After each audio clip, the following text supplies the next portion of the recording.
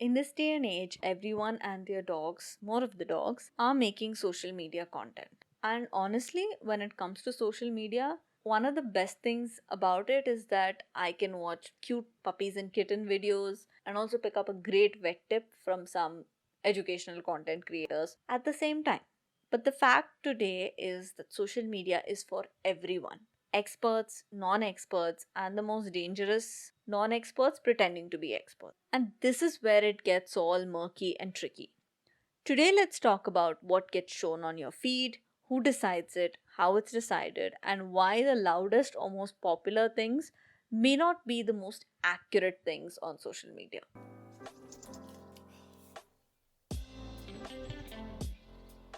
Welcome to the Practical Pet Parenting Podcast, where science and research meets simplicity, practicality, and humor.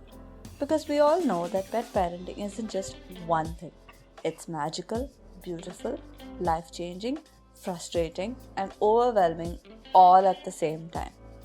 I'm Dr. Ashita Suresh, a vet, a mom, a dog mom, on the multiple species pet parenting journey just like so many of you.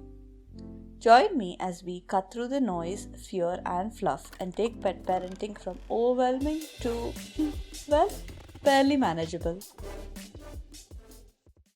First things first, the aim of every social media platform or any platform really is to keep you on the platform for as long as they possibly can.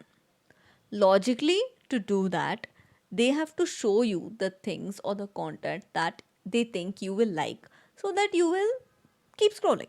It is not the content that will benefit you, but it is the content that will engage you or that you will engage with. And as humans, we generally tend to engage with extremes, overly positive content, overly negative content, or controversial content.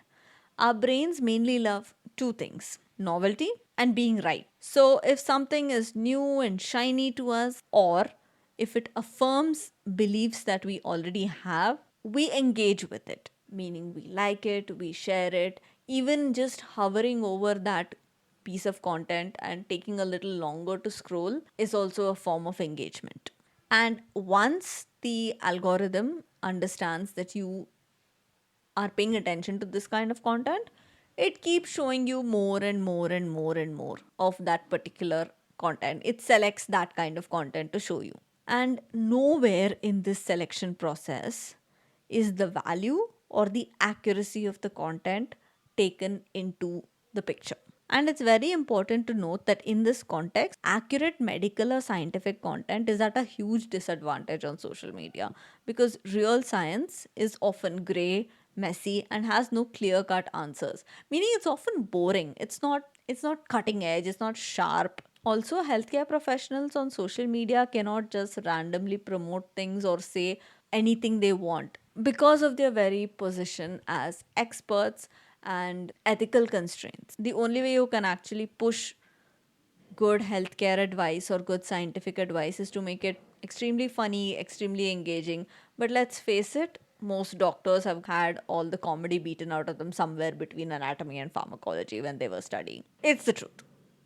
On the other hand, controversial takes and pseudoscience don't have all these handicaps because the people peddling these don't usually have any responsibility to anyone but themselves. Plus, their takes often go against conventional recommendations, which means that they get shared and engaged with more simply because it's new and it might be something that someone is wishing for. Like, I wish I didn't have to take these meds. Oh, okay, I can do this naturally. So you end up liking it, you end up sharing it, you end up talking about it. So this is how it gets circulated and more of it gets shown on your feed. So now that we keep being shown that similar piece of content over and over and over again, one, we keep scrolling.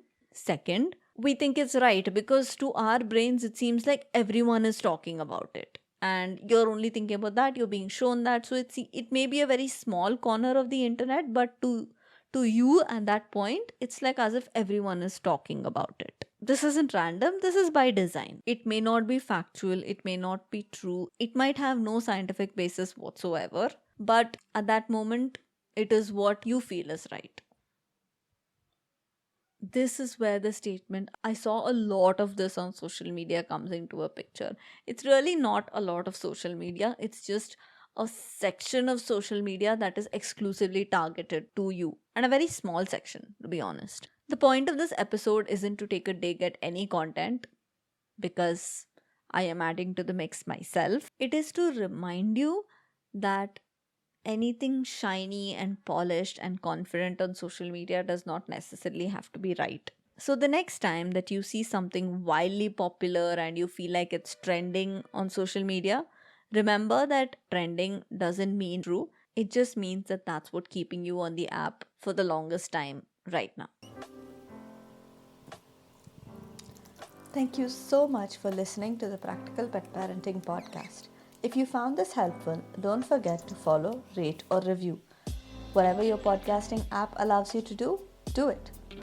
You can also find me on Instagram at Indian Pet Vet and read more at practicalpetparenting.com. Much love to you and your pets, and see you next week.